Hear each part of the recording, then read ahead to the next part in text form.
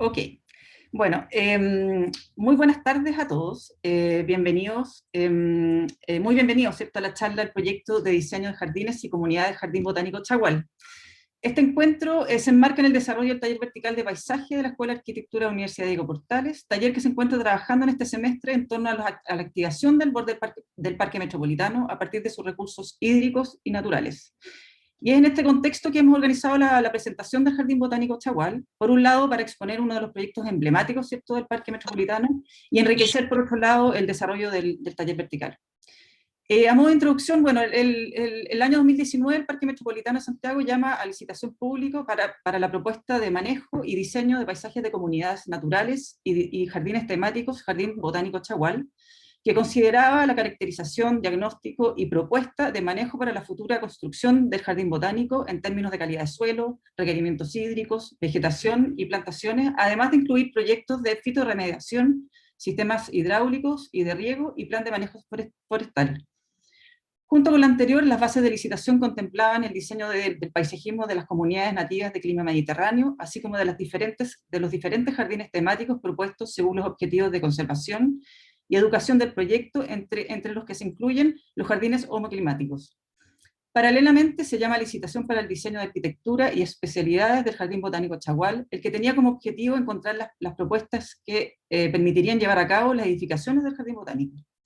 De esta forma, y motivado por fomentar la cultura de conservación ante la continua amenaza del patrimonio natural, nace el proyecto paisajístico y cultural Jardín Botánico Chagual. Su fin es difundir, conservar, promover el valor de la flora nativa perteneciente al clima mediterráneo de Chile y de ecosistemas mediterráneos internacionales seleccionados.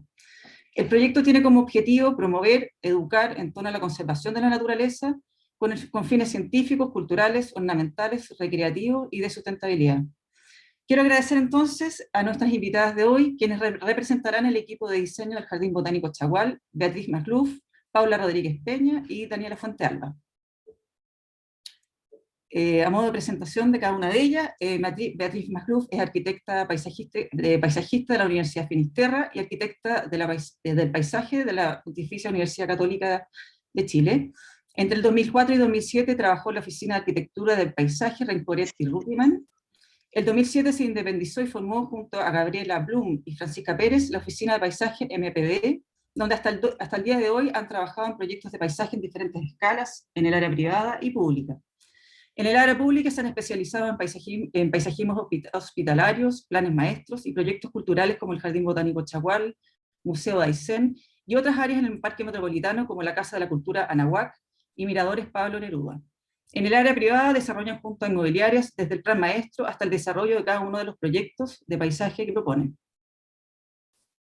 Paula Rodríguez Peña, diseñadora, convención en paisajismo de la Universidad de Chile, postítulo Arquitectura del Paisaje Universidad de Chile y diplomado de Agricultura Urbana en la Universidad Católica. Tiene 35 años de experiencia en trabajo de paisajismo, tanto en el ámbito privado como público.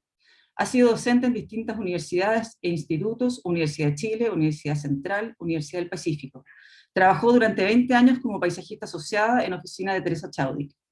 En el año 2003 fundó su propio estudio, Arbolaria Paisaje, dedicándose a proyectos de diseño, construcción, asesorías en mantención, inspección técnica y estudios de evaluación de paisaje.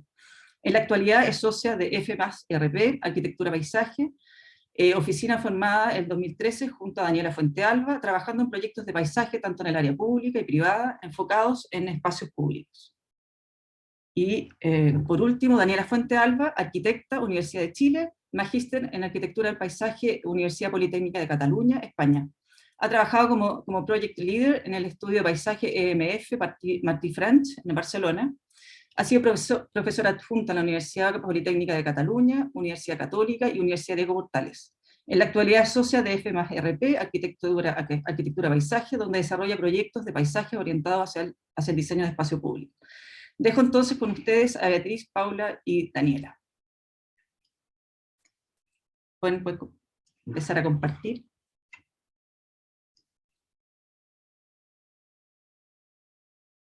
Estamos compartiendo todo, ¿no? Ahí. Ya. ¿Ahora? Sí, se ve. Ahora solo falta agrandarlo, ¿no? ¿Ahí? Sí. Ahí. Perfecto. Ya, bueno, vamos a comenzar con la charla de la propuesta de manejo y diseño de paisajes de comunidades naturales y jardines temáticos, Jardín Botánico Chagual.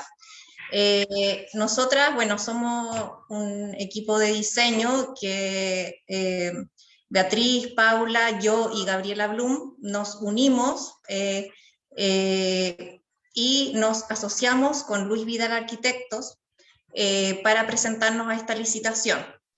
Ellos en este momento no van a presentar, pero ellos son parte del equipo redactor y ellos hicieron el proyecto de diseño de arquitectura. Tal como tú comentaste, fueron 2 licitaciones, una de las comunidades, es decir, del diseño de paisaje, de comunidades y jardines, y por otro lado estaba la licitación de arquitectura que correspondía al equipamiento y edificación del jardín botánico. Entonces nosotros nos unimos con Luis Vidal Arquitectos, ellos fueron la consultora que se adjudicó la licitación y ellos realizaron ambas licitaciones.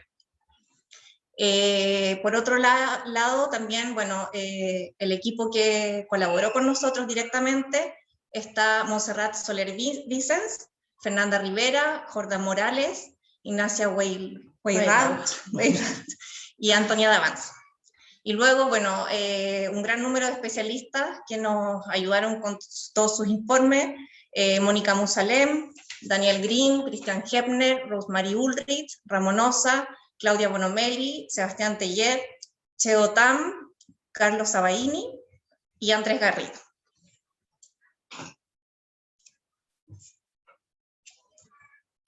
Ya. Bueno, el Jardín Botánico, como tú explicaste, Francisca, principalmente está motivado por fomentar la cultura y la conservación ante la continua amenaza del patrimonio natural, y sobre todo con el tema del cambio climático, que nuestra vegetación, que es un hotspot del área de la región mediterránea, y está en peligro de extinción. Bueno, uno de los grandes objetivos es posicionar con una nueva mirada no solo la estética, sino la riqueza y la singularidad de los ecosistemas xerófitos, propio del paisaje mediterráneo y del bosque esclerófilo, que es propio de nuestra región metropolitana. Para poder comenzar a trabajar este proyecto, teníamos un plan maestro, pero antes de comenzar a estudiar el plan maestro del año 2005, necesitábamos entender un poco el territorio. Por lo tanto, ¿dónde se emplaza este jardín botánico? El Cerro San Cristóbal, que se ubica en la región metropolitana, que abarca varias comunas de Santiago, y es uno de los, está inserto el Parque Metropolitano, que es uno de los parques más grandes de Santiago, con 700 hectáreas, si no me equivoco, y de las cuales 45 hectáreas, que es la ladera suroriente, frente al Parque Bicentenario, está el terreno del futuro Parque Chagual, Jardín Botánico Chagual. El parque en realidad en un principio tiene 45 hectáreas, pero las que se intervinieron fueron 35. Bueno, esto está en la comuna de Vitacura, está compuesto por 2 cuencas y un morro central, que se ve en el último esquema. Bueno, hicimos un gran recorrido, hay que decir que esto sin los especialistas no hubiese sido posible, porque en un principio hicimos un recorrido con Mónica Musalem, Claudia Bonomelli y con Christian Hepner, el forestal, que nos apoyó desde un principio, para entender el paisaje que nos estábamos enfrentando. Y este paisaje, que lo vemos en la foto, la escala territorial, desde el territorio, es una escala geográfica que se vincula mucho con su entorno natural, con todo el cordón montañoso, donde el Cerro Manquehue es un hito geográfico importante y que tensiona la vista hacia el oriente, sobre todo en la longitudinalidad del recorrido del terreno. Ahí tenemos distintas fotos. Desde el parque Bicentenario, que es la última foto, si uno se para desde el Parque Bicentenario, uno ve el futuro jardín o el cerro, el morro se llama, es decir, el cerro se integra al parque, entonces hay como una unión entre ambos territorios.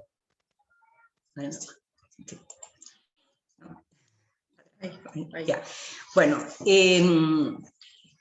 después de varias idas a terreno y en distintas épocas del año, el territorio nos fue como develando sus misterios y la vegetación. Hay que decir que, bueno, con el cambio climático hay muchos árboles que están secos, mucha vegetación deteriorada, pero nos encontramos con cosas maravillosas. Una de ellas fue esta asociación de Quillapa saponaria y Acacia caben, que es lo que predomina sobre todo en la cuenca 1, que es como lo que le da la impronta al lugar. Después, en otro sector, una comunidad de placea, que es como un tesoro dentro del parque. También tenemos terrenos bien degradados, producto de la falta de vegetación, producto de las bicicletas, etc. Y vegetación introducida, que son eucaliptos básicamente, que el parque ha tenido una política de ir cambiándolo, y pinos, y aromos, fresnos, etc. Pero básicamente han hecho plantación de coyihuay, de quillay, de espino, y donde se ve un suelo que está enriquecido con materia orgánica. Después tenemos los caminos existentes, que también descubrimos recorriendo que a futuro iba a ser como un pie forzado para no romper el territorio. Y estos caminos son unos senderos que van recorriendo en la longitudinal y en la transversal todo el territorio, algunos de ellos bien deteriorados por los ciclistas. Y después nos fue develando varias texturas que el parque tiene, que son, que está los muros, las pircas, la tierra, las rocas, etc. Bueno, y aquí nos planteamos como una matriz, como 3 directrices que están unidas, directamente relacionadas entre ellas, que son como 3 condicionantes. Una es el principio del Plan Maestro del 2005, que está subordinado al territorio, tenía la representación de paisajes mediterráneos y jardines temáticos. Y este plan maestro teníamos que estudiarlo a cabalidad porque habían pasado muchos años y los cambios climáticos, el cambio climático había sido fuerte. Era requisito. ¿No? Era requisito, o sea, requisito tener de un las diagnóstico. Después, como el otro propósito que también venía por base, y era un jardín botánico sostenible, que era integrar lo ecológico con lo sustentable, la matriz de emplazamiento, el valor de la vegetación y las condiciones ambientales. Y el punto 3 eran las propiedades topográficas y ambientales del terreno, es decir, la morfología, la percepción del terreno, el análisis y estudio de los especialistas y la preexistencia del territorio, que era básico, digamos. Y complejo. Y complejo. Súper complejo todo. Bueno, aquí viene el plan maestro del 2005. ¿Lo explicas tú? El plan maestro del 2005, que fue dirigido por un equipo que estaba conformado por Hans Moore, Cristina Fenzelhart, Juana Zunino, y parte de la Corporación Chaguay, que estaba la Victoria Legaza y la Antonia Echenique. Entonces, este es el plan maestro general, cómo distribuyeron ellos las comunidades. Se entraba por la costanera, y el centro cultural o el edificio principal estaba acá en esta cuenca, donde se rodeaban los homoclimáticos, los homoclimáticos son 5 hotspots que son clima mediterráneo, y que se encuentran en distintas partes del mundo, como son en Sudáfrica, australiano, el californiano, el mediterráneo, y después estaba el jardín de las, o sea, el de nosotros, y después estaba el jardín de las convergencias que un poco surcía todo esto. Y luego venían las comunidades propias de nuestra área mediterránea, que bueno, nosotros fue como el gran estudio que tuvimos que hacer respecto de lo que estaba pasando ahora con nuestro clima, porque habían algunas áreas, o sea, algunas comunidades como el Frangel, el Roble de Santiago, el Roble Maulino, el Ciprés de la Cordillera, que nosotros intuitivamente pensábamos que no se podían representar. Y después los estudios técnicos de los especialistas nos confirmaron esta pequeña intuición que nosotros teníamos.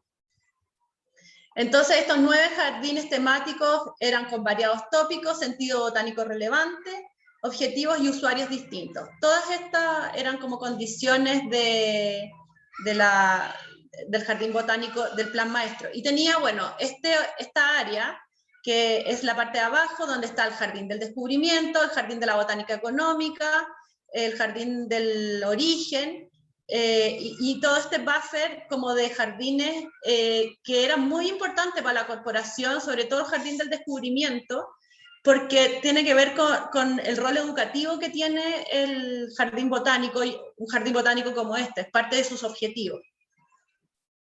Ay, me equivoqué.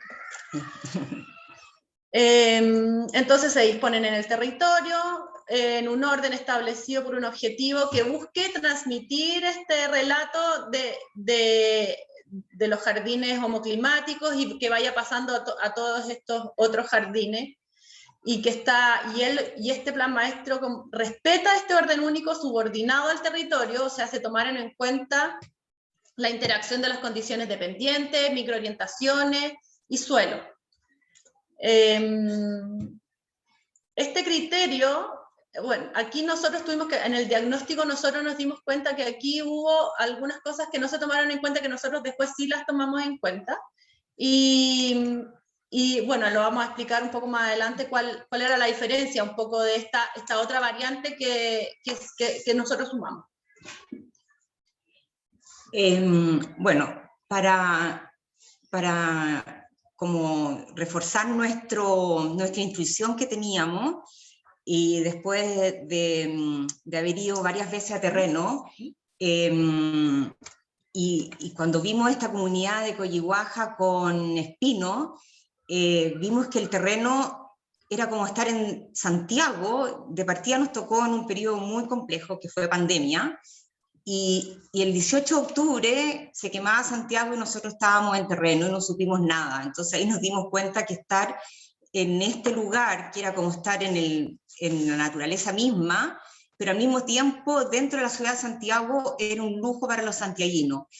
Y tener esta comunidad de Quillay de Espino con Coyihuaja, también era un lujo, y eso le da una cierta fragilidad a este paisaje, porque haber eliminado esa comunidad hubiese sido un error frente a la escasez hídrica.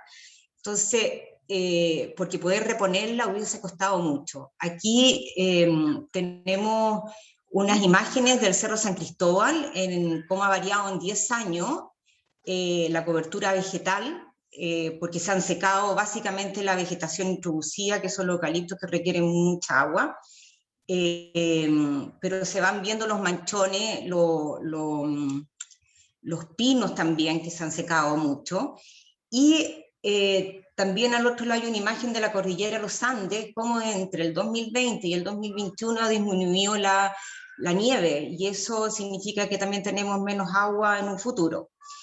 Y según la Dirección Meteorológica de Chile, este ha sido el periodo más seco de los últimos 50 años. Y la proyección para el periodo 2030 al 259 es que Santiago aumentará en 2 grados de temperatura. Entonces, tenemos que pensar en crear un jardín sostenible en el tiempo y que se pueda mantener. Entonces, esto nos llevó a pensar que la zona más húmeda que podíamos llegar, como era a la comunidad con Peumo, que el Peumo existe en el parque en los sectores de Quebrada.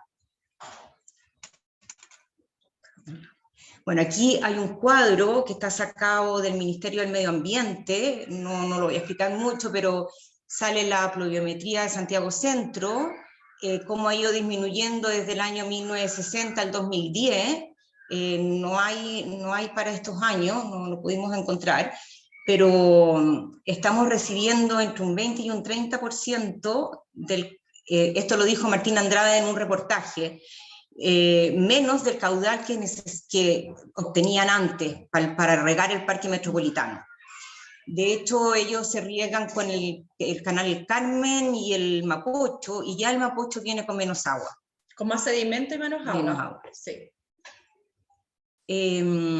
Por lo tanto, como las consideraciones que tuvimos para el proyecto, es que estamos en un paisaje de la región metropolitana que dentro de los próximos 20 años se moverá hacia unas condiciones de aridez. Conciliar las disponibilidades reales de agua con las demandas de riego del parque. Disponibilidad real de agua el 2020, Parque Metropolitano, en uno de los talleres, se comprometió a entregar al Parque Chagual 20 litros por segundo en forma continua, que con eso regábamos todo el parque. Pero se debe considerar una restricción hídrica a futuro. Claro, el parque tiene como derechos de agua, pero estos derechos de agua vienen cada vez más mezclados con tierra, entonces la cantidad de agua es sustentable, es sustantivamente menor. Menor, claro. Tienen que filtrarle, qué sé yo. Bueno, aquí vienen todos los informes de los especialistas que fueron fundamental para poder zonificar el jardín botánico. La caracterización de suelo, que fue el informe que hizo Claudia Bonimelli de la Universidad Católica, fue muy importante y es bueno trabajar con la caracterización de suelo, porque con eso sabíamos perfectamente dónde teníamos suelo para plantar ciertas comunidades, dónde ubicar los jardines homoclimáticos, etc. Después, el diagnóstico de las comunidades vegetales existentes nos dio pie para ubicar las comunidades que queríamos representar, porque ya teníamos como la vegetación nodriza, ya estaba la vegetación de fondo, que nosotros la llamamos como la música de fondo del parque. Después la caracterización de la vegetación y flora, que fue el estudio florístico, que se hicieron 2 veces. En invierno y en verano.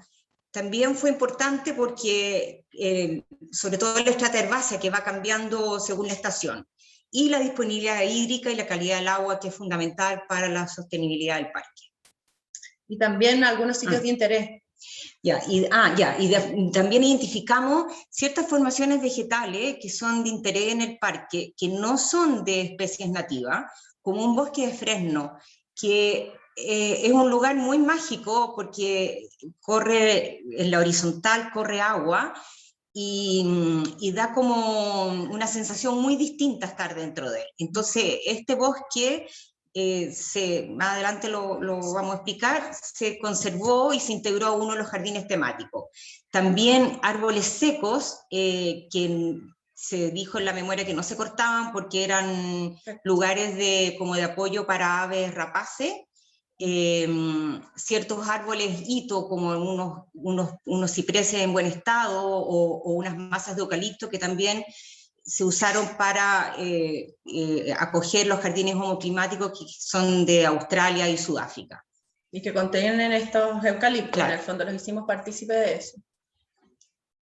Bueno, esto son las unidades de suelo. Es un plano bien técnico, pero muy importante porque cada unidad se le asigna una limitación de materia orgánica, ¿no es cierto? Sí, de materia orgánica y de profundidad de suelo. Bueno, para hacer esto tuvimos que hacer calicatas, o sea, esto nos obligó a recorrer todo el parque, que fue muy positivo, y tuvimos, sí, minuciosamente, y tuvimos que hacer calicatas, y cada calicata se le hizo un análisis de suelo. Un análisis muy completo, entonces por lo tanto nos arrojó varios índices en cuanto a materia orgánica, salinidad, etcétera. pH, bueno, y aquí por colores se le asigna un signo de severo, moderados, leve, y las hectáreas que abarcaba cada una de estas unidades. Entonces, según la característica de cada suelo, fuimos ubicando las plantaciones. Bueno, otra de las preexistencias que teníamos es la vegetación, que es muy importante, y todo lo que ustedes ven en la vegetación base,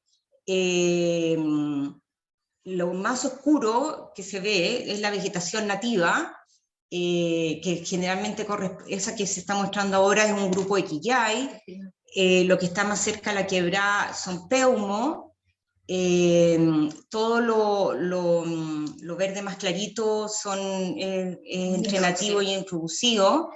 Después todo lo que no aparece como con vegetación es estepa acacia caben con coyihuaja, que va disminuyendo en las partes de más sol, disminuye como la densidad vegetacional. Pero esto fue un pie forzado o sea, no un pie forzado, pero no quisimos dejarlo de lado porque era importante mantener esta vegetación. Bueno, este plano es el estudio florístico, que es un esquema, es muy bonito y nos da muchas luces porque aquí nos dice todas las áreas que hay donde predomina cierta vegetación. Por ejemplo, la quillaja saponaria en el sector poniente, el Chinus aireira, que es el Chinus molle, la Gleditsia triacanto, que es un árbol mediterráneo introducido, pero un buen árbol para nuestra zona. Bueno, y toda esta mancha gigante es la coyihuaja odorífera, que también es un arbusto propio de esta zona. La suculenta, el Chinus polígamo, o sea, perdón, molle. Entonces, y así este estudio florístico nos fue dando, nos fue diciendo qué especie predominaba en cada sector, y así también nosotros nos ayudó a ubicar después los jardines, a distribuir apropiadamente las comunidades que nosotros después consideramos que había que poner. No, dale para atrás. Ay, perdón. Bueno, acá en la foto más o menos se ven los bosquetes. Ese es un típico bosque de acacia caben. Eso es un bosque de Cryptocarya alba, que eso lo ha plantado el parque y lo está regando. Este es un bosquete de ailanto, que es muy bonito, que si bien es un árbol invasor, y ahí tuvimos que tomar una decisión bien fuerte, porque por base venía que había que extraer toda la vegetación introducida que fuera invasora. Y uno de los árboles invasores es este, pero en este caso acá abajo lo dejamos porque son unas pendientes muy abruptas y están haciendo suelo. Entonces en ciertos lugares decidimos dejarlo y en otros eliminarlo. Después, bueno, un bosque casuarina que no está en muy buen estado, las plantaciones de suculenta, un bosque de Maitenus boaria, los bosques de eucalipto y el matorral de coyihuaja odorífera, que es nuestro matorral xerófito. Bueno, y los tres planos que también venían en el plan maestro, esto lo sacamos nosotros de estudios en terreno y con unos software, pero fueron las propiedades topográficas y ambientales del terreno, que son las solanas y las umbrías, que como es un cerro cambia mucho según la estación del año. De repente, por ejemplo, en la zona poniente, que vemos una zona con mucha umbría, en verano tiene mucho sol. Entonces, ahí también tuvimos que ir en diferentes épocas del año. En el medio vemos cómo es la parte más asoleada y tiene que ver con el morro que divide las dos cuencas. Después las pendientes, que es muy importante también, donde hay mayor pendiente, donde hay menos pendiente y donde la pendiente es moderada. Y por ejemplo, donde hay mayor pendiente en la parte roja es donde está ubicado es donde está ubicado hoy en día la comunidad de Acacia Caben con Coyihuay. Por eso decidimos no sacar esa comunidad. Y las orientaciones, norte, norponiente, surponiente, sur, suroriente, que también es importante para la ubicación de los jardines. Otra de las preexistencias es la infraestructura existente en el parque, que nos obligó también a estudiar y a tomar una posición frente a ella. Una era el jardín, el Leantú se llama, Leantú, que existe en este lugar hace muchísimos años, que el plan maestro lo traslada, creo, ¿no? Sí, lo traslada. Después están los 3 edificios, que no son así en realidad, es como una ubicación. Falta uno. Falta uno, que después se agregó. Son 4 edificios que los diseñó Luis Vidal. Y después está la pasarela, esta pasarela que es parte del recorrido que se están haciendo en todos los parques urbanos. Aquí está el sendero metropolitano. El sendero metropolitano. El teleférico que viene de Huechurá, de la ciudad empresarial, tiene una estación ahí arriba, después otra en el... perdón, ese es un acceso. Ya.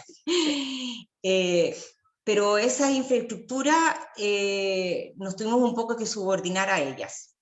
Y el camino que sale del vivero hacia el jardín japonés.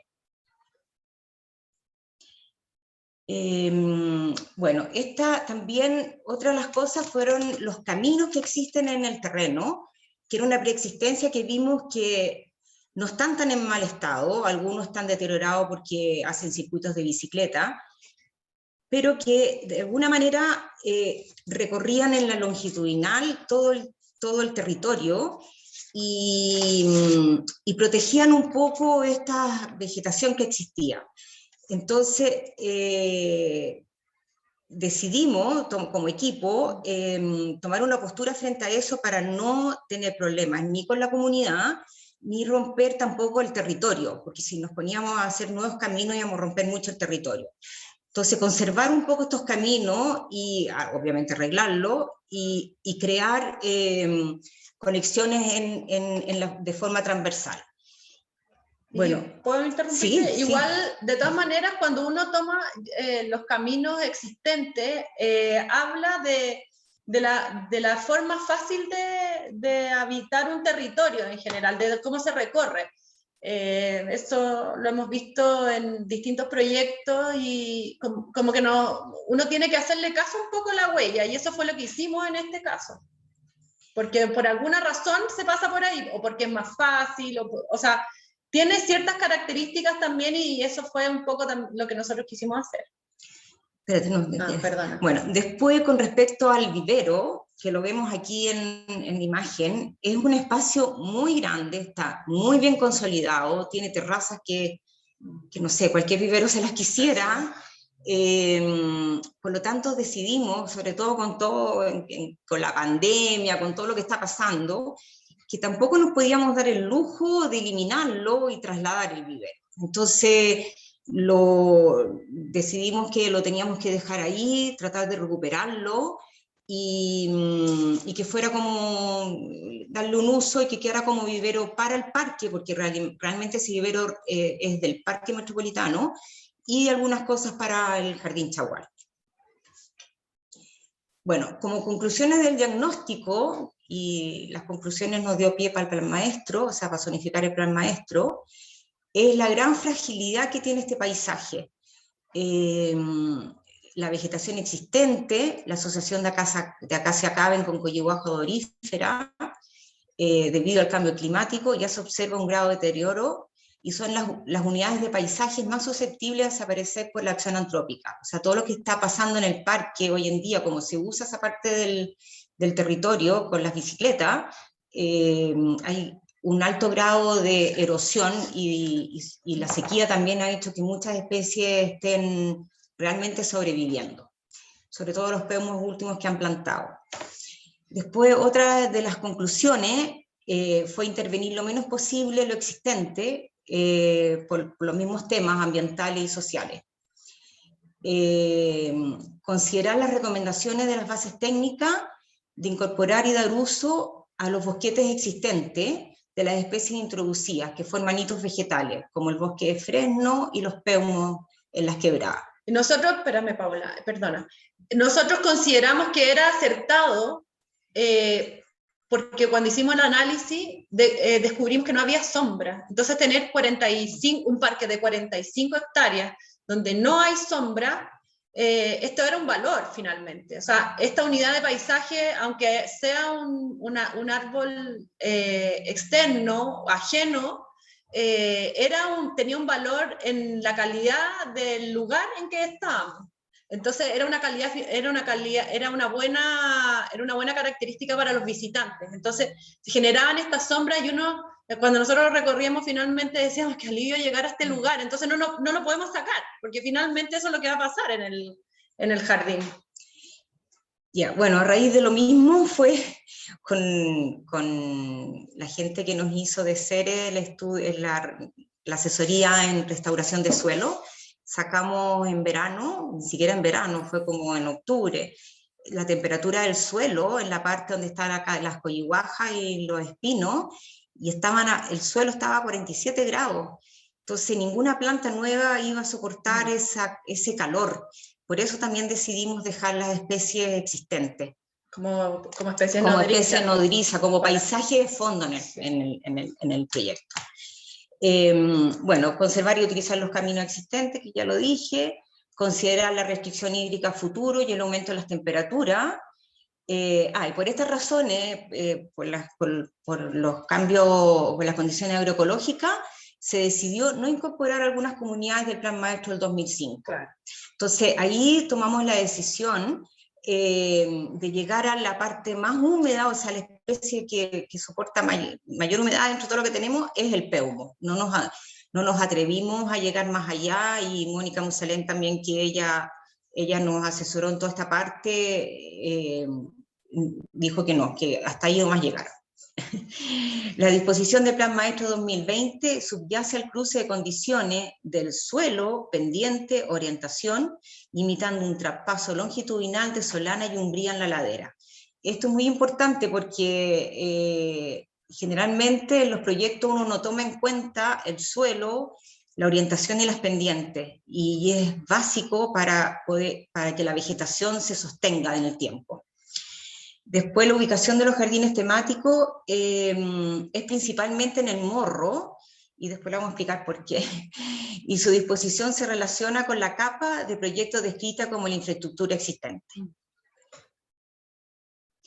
Bueno, y de aquí nace una matriz, que esta la hizo la Mónica, que es una matriz de análisis para la definición y zonificación del Plan Maestro 2020, que generalmente se usa para todos los proyectos, ¿ya? Que también van relacionadas entre ellas.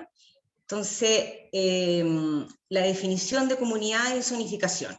Entonces, para definir las comunidades y la zonificación, primero está la condición particular del emplazamiento, que tiene que ver con las cubiertas vegetales, los sectores de rocalla, los jardines en torno a los edificios institucionales, los manejos de los taludes, jardines de zonas de estar y otros. Aquí el manejo de los taludes era importante porque la roca se degrada fácilmente, entonces también teníamos que tener una postura frente a eso. Después el clima, que tiene que ver con todo lo que hablamos anteriormente, que básicamente es con los requerimientos hídricos y con lo que se nos viene hacia el año 2059, y sobre todo el porcentaje también de humedad ambiental. Después la valorización del paisaje natural. Esto es bien importante porque los santiaguinos generalmente como que le damos la espalda al río, la espalda a la cordillera. Yo creo que después de la pandemia estamos valorando lo que es tener un cerro detrás de nosotros y lo estamos recorriendo, pero yo creo que cualquier ciudad, si quisiera tener un parque como el que tenemos, que es toda nuestra cordillera, y valorar este paisaje en el parque metropolitano, fue lo que nos dio pie a conservar esta vegetación nodriza. Después la exposición a la luz solar, el pleno sol, que tenemos una exposición por más de 6 horas al día, la sombra parcial, que es una luz filtrada, y la sombra sin exposición al sol directo, y esto va cambiando según la estación del año. Y después el suelo, que tiene que ver con la pendiente, con la pedregosidad, el pH, que aquí en nuestra zona generalmente es neutro, el contenido de materia orgánica, que tenemos no mucho, la fertilidad natural y la salinidad. Aquí está, bueno, y todo esto nos lleva a definir la zonificación de las comunidades, de los jardines temáticos. Que no es poco. Sí. Que no es poco. Como la caja de Pandora. Estábamos metidos en una caja china. Bueno, yo les voy a presentar el plan maestro que nosotros elaboramos, y respecto a lo que dijo la Paula, respecto a lo que parte importante de este plan maestro, esta valorización del paisaje natural, que un poco tiene que ver con amar nuestro paisaje. Y yo creo que eso es parte de la educación y es parte de lo que nosotros como misión, como la misión que tenemos es esta, es educar en base a amar nuestro paisaje, al paisaje que nos rodea, al paisaje que nos acoge. Y eso tiene un poco que ver con finalmente la propuesta que nosotros planteamos. Pero bueno, el concepto director de este proyecto tiene que ver con, primero que nada, reconocer las siguientes unidades de paisaje. En el Morro existe un matorral espinoso que viene desde más arriba, desde los Gemelos o los Mirador Pablo Neruda, que nosotros decimos, y se viene bajando desde la cumbre y llega hasta el Parque Bicentenario. Por suerte, no sé si es por suerte en realidad, pero hay una continuidad del espinal desde esta cumbre hasta el Parque Bicentenario. En el Parque Bicentenario hay espinales justo al frente de este lugar, entonces esta continuidad era muy importante y nosotros la quisimos rescatar. En esta zona del cerro hay... ¿Qué? ¿El buffer? ¿Qué? Sí, era el cerro de la zona del vivero. Ah, esta es la zona, sí, esta es la zona del vivero, y en esta zona de acá, esta es la zona del vivero. Es una zona mucho más antropizada en general. Toda esta área es una zona más antropizada porque claro, está el vivero, hay algunas cosas que han construido por la Costanera Norte, ahora por la Vespucio Sur, entonces han sido lugares muy antropizados y que nosotros tuvimos que restaurar. Las quebradas que se detectan, Peumos, Maitén, Litre, Aislantos y Eucaliptus, aquí hay una quebrada que es la principal. Luego está la cuenca suroriente con la vegetación introducida como eucaliptus, peumos, litres y quebrachos, esta cuenca. Y luego tenemos la cuenca surponiente, que tiene Aislantus, Maitén, quebrachos, Coyihuay y Coyihuaja. Entonces, la conformación... Sí. La conformación final era este morro con estas dos cuencas, más una zona muy antropizada en la ladera, en la parte de abajo del cerro. Y entonces nuestro concepto director plantea representar una secuencia de comunidades vegetales en las cuales el espino sea una de las especies integrantes principal, generando un tránsito que responda a una gradiente de humedad, o sea, desde lo más seco hasta lo más húmedo. Aquí están las zonas más húmedas, aquí vienen las laderas hacia lo más seco, esto también es más húmedo, y donde lo más extremo en términos de demanda hídrica sean aquellas asociaciones que incorporen el peumo. Se propone transitar desde una especie de menor a mayor humedad, teniendo siempre en cuenta la estepa que se produce aquí, que es la de espino, y la de litre de quillay, hasta llegar al peumo, que es esta. Entonces, lo que nos pasaba cuando visitábamos el terreno es que existía ya esta percepción del paisaje de pasar por unas zonas más húmedas, hasta unas más secas, muy secas, y luego se iba nuevamente humedeciendo. Entonces, esa experiencia creíamos que era importante proponerla y develarla. Sobre todo porque en este morro es donde más pega el sol, y luego vamos a ver cómo resolvimos la ubicación de las comunidades. La otra variable que consideramos fue el sistema de agua, que las quebradas recogen las lluvias a modo de surcos, o sea, estas son las escorrentías, y se supone que las va llevando, estas pequeñas escorrentías las llevan a estas quebradas. Y la intervención interceptará estas aguas para encauzarlas y disminuir la erosión del suelo. Y esta es la variable que nosotros adicionamos al plan maestro del 2005, porque las pendientes, las microorientaciones, todo eso ya estaba considerado en el otro plan maestro, pero nos vimos, si bien sí estaba, pero sugerido, pero muy leve, nosotros le damos un poco más de importancia en el diseño y como un tema aparte, o sea, como una de las variables a considerar.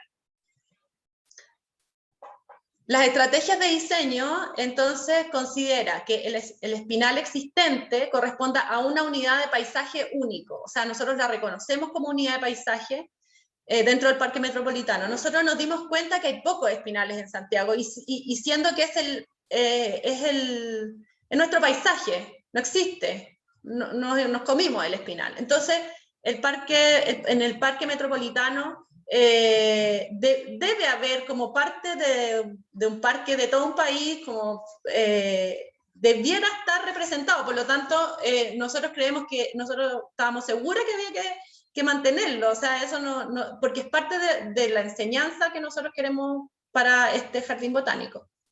Y este mismo determina la impronta del paisaje continuo en el territorio, y a través de este recorrido longitudinal se reconocen y develan las comunidades asociadas. Entonces, este es nuestro eje principal. Y aquí voy a hablar un poco de la arquitectura, que la arquitectura, aunque nosotros no la estamos mostrando, nosotros trabajamos de forma paralela con la arquitectura, y por lo tanto la arquitectura posó sus edificios en este espinal, que era una manera de reconocerlo. Entonces, sí. De hecho, estos esquemas son de la licitación, cuando postulamos a la licitación, porque la de arquitectura era con concurso.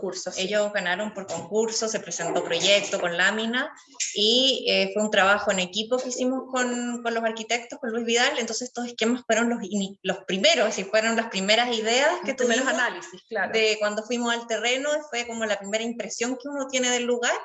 Estos esquemas son de ese momento. Entonces llegamos a este acuerdo de que en el espinal se iban a situar las edificaciones, por un tema de poner en valor el espinal, y también porque había menor pendiente, es decir, también lo dedujimos de los análisis de pendiente. Y había una tercera variable, que era que la longitudinal, o sea, el largo para recorrer este lugar de 45 hectáreas era muy largo, y entonces nosotros, estando al medio, podíamos hacer diversos circuitos, entonces, y podíamos acortar esta distancia, y entonces era mucho más fácil después recorrer el proyecto. Entonces, este es nuestro eje principal. El morro es el eje principal, y que está acompañado de estas dos cuencas, y eso fue una idea súper potente que finalmente ganó el concurso de arquitectura, y por lo tanto fue apoyada también por el proyecto de paisaje. Ahí. Bueno, dentro de las estrategias de diseño, nosotros propusimos la propuesta de experiencias, porque como el paisaje se percibe desde la experiencia, creíamos que era muy importante definir cuáles eran las experiencias que nosotros proponíamos dentro de este parque. Entonces propusimos una experiencia de las comunidades naturales, una experiencia de la experiencia social comunitaria, que era muy fundamental para la corporación del Jardín Botánico Chagual, la experiencia educativa y recreativa, que también es lejos lo más importante para la educación de la corporación, la parte cultural, una área científica y un intercambio cultural. Y estas experiencias se relacionan en una conexión principal, a través de los hitos. Esta es la conexión longitudinal, los hitos, los hitos de los edificios de arquitectura construyen también las transversales, que eran importantes. Hay unas conexiones secundarias que tienen que ver con los accesos, y todo lo que tenía que ver con poder percibir la estructura que debía existir para poder percibir esta propuesta de experiencia que nosotros planteamos. Ya, con respecto a la relación con lo existente, bueno, después de haber hecho varias visitas a terreno, nuestra propuesta trabaja con los materiales que ofrece el terreno, generando una armónica integración con el lugar.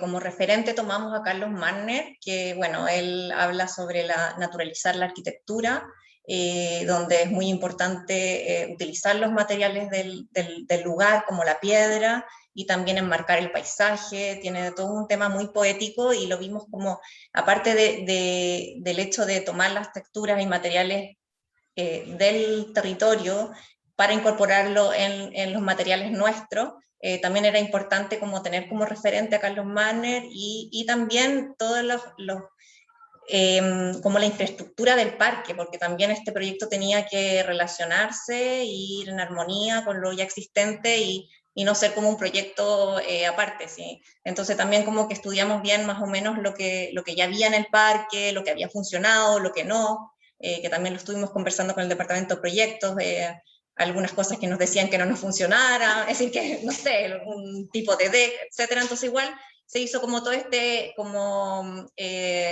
análisis que por un lado es bien sensitivo y por el otro también es como más funcional. Sí. Luego, con respecto a la propuesta de caminos y miradores, bueno, las chicas ya han mostrado más o menos y han presentado cómo es el concepto, que es un recorrido longitudinal. En principio los caminos se mantuvieron, todos los caminos existentes, algunos se ampliaron, ya que habían algunos que estaban muy erosionados, era muy abrupta la pendiente, entonces por seguridad se ampliaron un poquito, pero se les dio una jerarquía en relación a sus usos, donde el camino rojo que ustedes ven es el camino de servicio vehicular, que va a ser más bien de servicio, temas de mantención, y que al final atraviesa todo el jardín botánico de norte a sur. El norte está siempre a la derecha, que ahí se nos puede poner el norte, pero el norte siempre está a la derecha. Luego están los caminos, es decir, los senderos secundarios, que son esos como medios como rosaditos. Estos no tienen más o menos 1,50 m de ancho. Van también asociados a algunos paradores, miradores y plazas en ciertas intersecciones, y en lugares donde queríamos poner en valor algún tipo de como bosquete hito, o también formaciones rocosas que también se desprendieron de los estudios de los especialistas. Y bueno, aquí se ve claramente también el eje transversal, con este como zigzag morado, que es el morro, y que es la parte central, que acompaña también el espinal, y que vendría siendo como este conector y punto céntrico que distribuye hacia ambas cuencas. Los primeros dos tramos, desde el punto rojo que está marcado ahí hasta la Plaza del Origen, esa es totalmente de accesibilidad universal, que si bien no era un requisito que todo el parque tuviese una accesibilidad universal, se refería a ello en las bases, y era importante poder obtener como accesibilidad a por lo menos conectar esos dos edificios, y pudiese tener ingreso todo tipo de personas.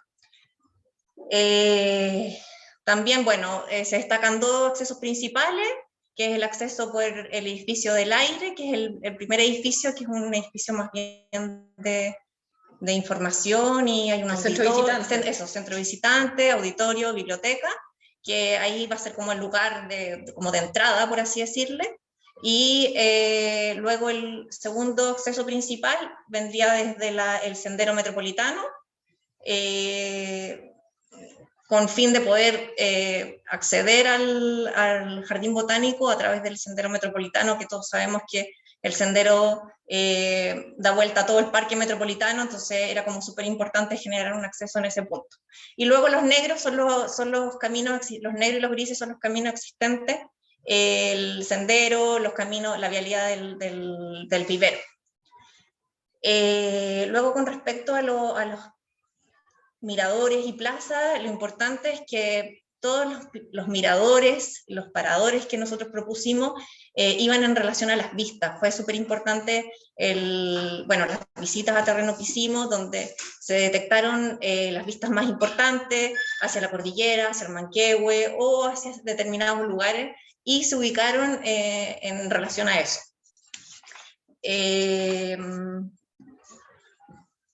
Los accesos secundarios también son, nosotros también es importante. Las materialidades de estos miradores, bueno, son plataformas de madera, todo relacionado con lo que ya vimos con la relación con el entorno, muros de piedra, estructuras livianas de acero corten, etc. Lo importante es que estos espacios fueran de contemplación del paisaje y lugar de encuentro donde se marcaran las vistas, como pensando en el ideario de Carlos Magner, por así decirlo. Y pensando también un poco en la escala geográfica que percibimos la primera vez, o sea, sí. Este es un lugar de lujo para mirar una geografía de lujo también. Sí. Ya. ¿Paso? Sí. Bueno, aquí hay como 3 tipos de caminos. El camino principal vehicular de servicio. Bueno, aquí en la textura parece tierra, pero realmente este es un camino de hormigón impreso, que es el mismo camino, es decir, el mismo material que se utiliza mucho en el parque, y es el único camino pavimentado, por así decirlo. A ese camino se le agrega una solera tipo zarpa para poder dirigir las aguas lluvias y encauzarlas, y bueno, siempre acompañado de muros de contención debido a que tuvimos que ampliar, porque si bien utilizamos el camino existente para poder generar este camino principal, tuvimos que ampliarlo, y al ampliarlo se tenían que hacer unos muretes de contención. Claro, era necesario que pasara un auto claro, o un camioncito para poder recoger basura, o sea, por temas prácticos, basuras, ramas, etcétera, necesitábamos que llegara un auto por ahí. Pero voy a poner, para los caminos también importante, nos hicimos asesorar por un arquitecto que trabaja y con un ingeniero que trabajan en movimientos de tierra, trabajan con un software que, bueno, con la topografía, entonces uno les pasa como el plano de trazado de caminos, y ellos asesoran en qué parte uno rompe menos el terreno, cosa de tener el menor impacto posible y de hacer la menor cantidad de muros de contención, o no hacer muros de contención muy altos. Claro. Entonces eso fue muy importante, porque así podemos tener una propuesta más amable con el territorio, de no crear tanto daño. Luego, con respecto a los senderos secundarios, estos tienen más o menos 1,50 m aproximadamente.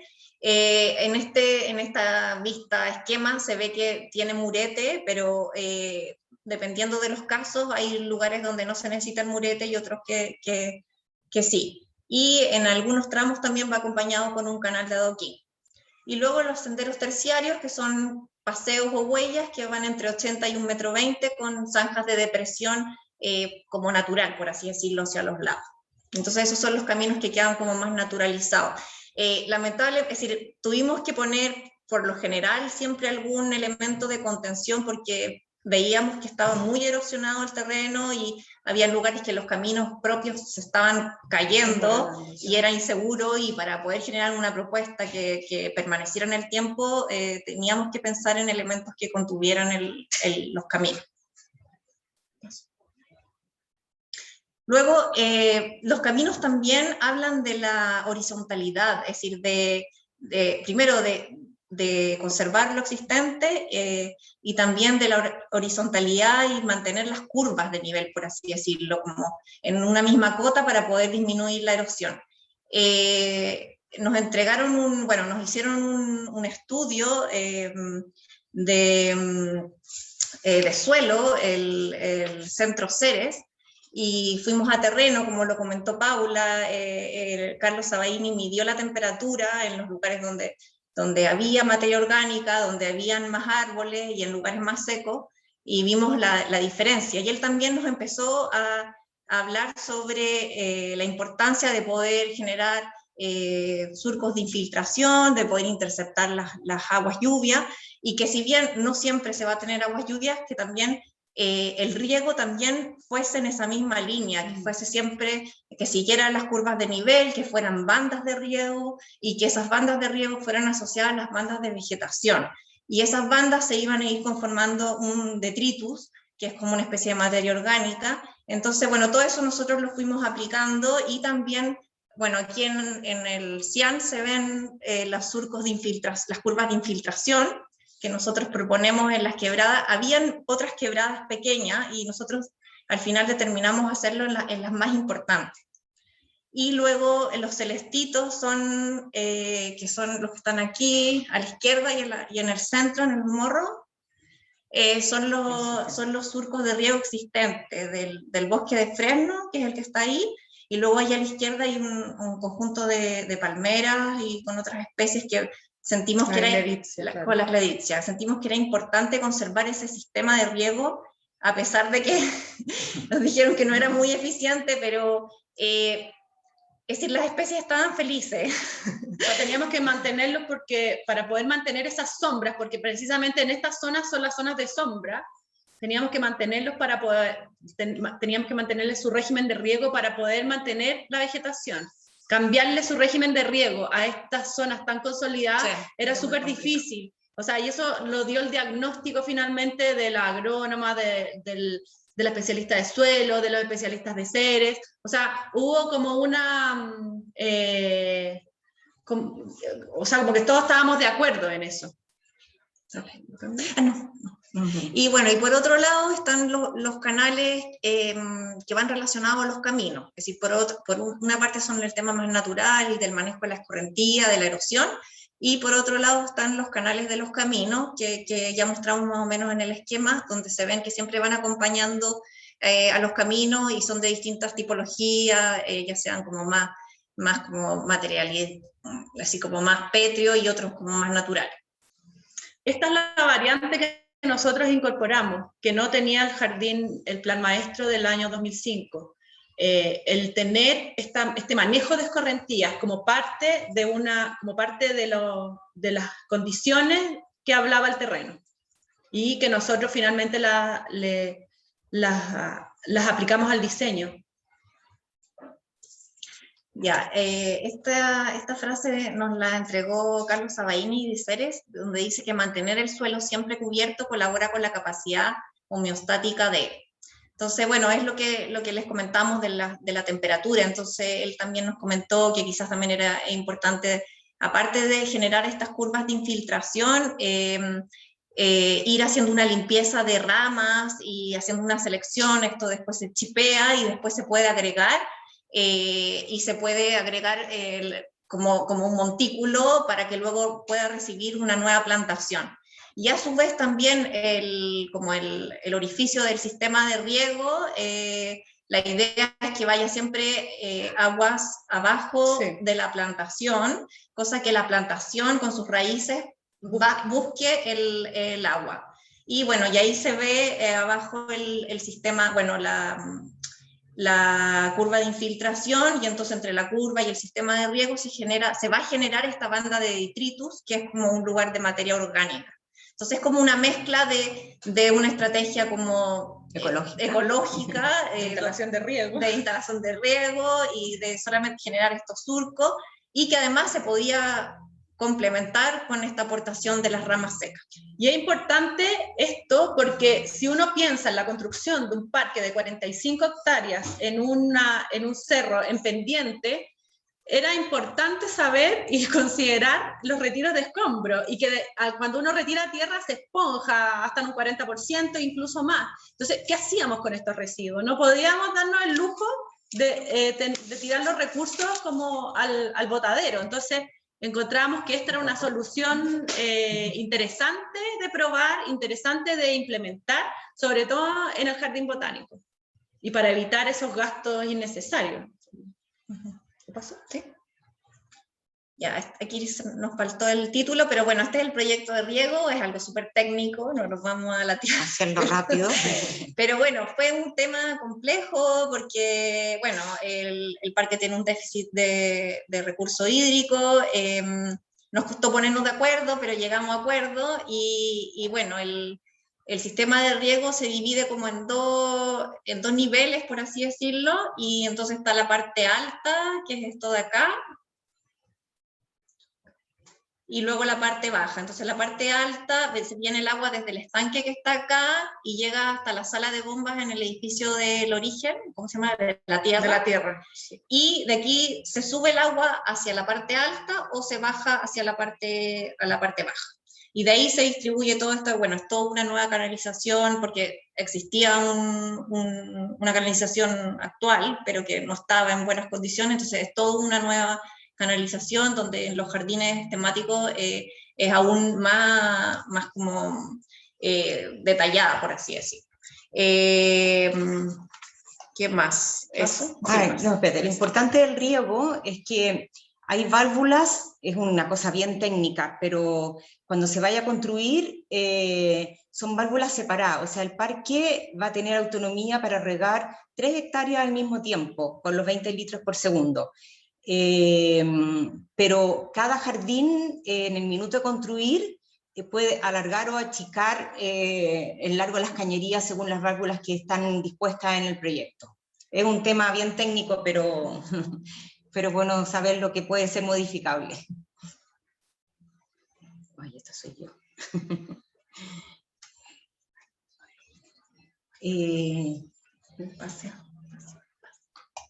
No. Sí, ya. Bueno, aquí vamos a empezar con el proyecto mismo. Vamos a empezar a mostrar como la zonificación de los jardines y al final vamos a mostrar como el producto total del parque. Vamos a comenzar con las comunidades vegetales. Las comunidades vegetales están ubicadas, como lo dijimos en un principio, sobre la vegetación existente. O sea, la vegetación existente va a ser nuestra vegetación nodriza y va a ser nuestra música de fondo de nuestro proyecto. Por lo tanto, en ella fuimos detectando con la ortofoto los vacíos que nos entregaba, cosa de tener como el mínimo impacto, los vacíos que existen, y en esos vacíos ir plantando. No hicimos un recorrido dentro de las comunidades, porque por ejemplo, en la CZ3, si nos vamos al plano de pendiente, no te vayas, es una de las pendientes más abruptas, junto con la CZ31.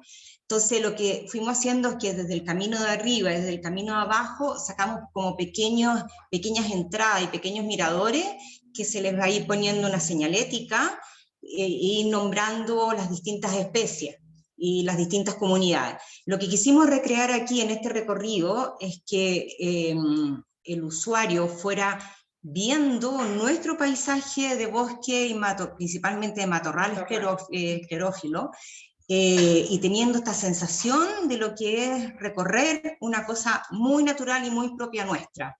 Y hasta llegar al morro, que es donde están ubicados los jardines temáticos. Después luego se pasan a unas asociaciones más húmedas. Bueno, para plantar estas asociaciones fuimos haciendo una matriz. Aquí pueden ver, retroceder. La CZ1 y la CZ2 son las únicas extrazonales. ¿Y qué significa extrazonales? Que salen de esta zona y se van más hacia el norte, ¿ya? O sea, igual siguen siendo mediterráneas, pero se corren hacia el norte y no hacia el sur. Las de acá son de la zona central, pero estas se corren más hacia el norte, que son representadas por la Geoffroea de Córtica y el Prosopis chilensis, que es nuestro algarrobo, y la Cordia de Cantra. Lo importante también de esto, perdona que te interrumpa, Paula, pero que como nosotros tuvimos que diseñar en pandemia, tuvimos que diseñar en pandemia, recolectamos como imágenes de paisajes para ver cómo eran estas comunidades, porque finalmente estas comunidades fueron diseñadas según la posibilidad de establecerse en este lugar, pero también tenían que tener una belleza y existir en nuestro territorio. Entonces tuvimos que mirar fotos para poder diseñar y apelar a nuestra... Con todos los jardines. Sí, apelar como a nuestra memoria paisajística. Bueno, la zona 3 y la 3.1, la 3.2, la 3.3 y la 3.4 es toda la zona de preservación de coyihuaja odorífera. La coyihuaja es el arbusto predominante y esta se va mezclando con florencia turífera, con la puya, que la puya es nuestro chagual, con la treboa quinquinervia, etc.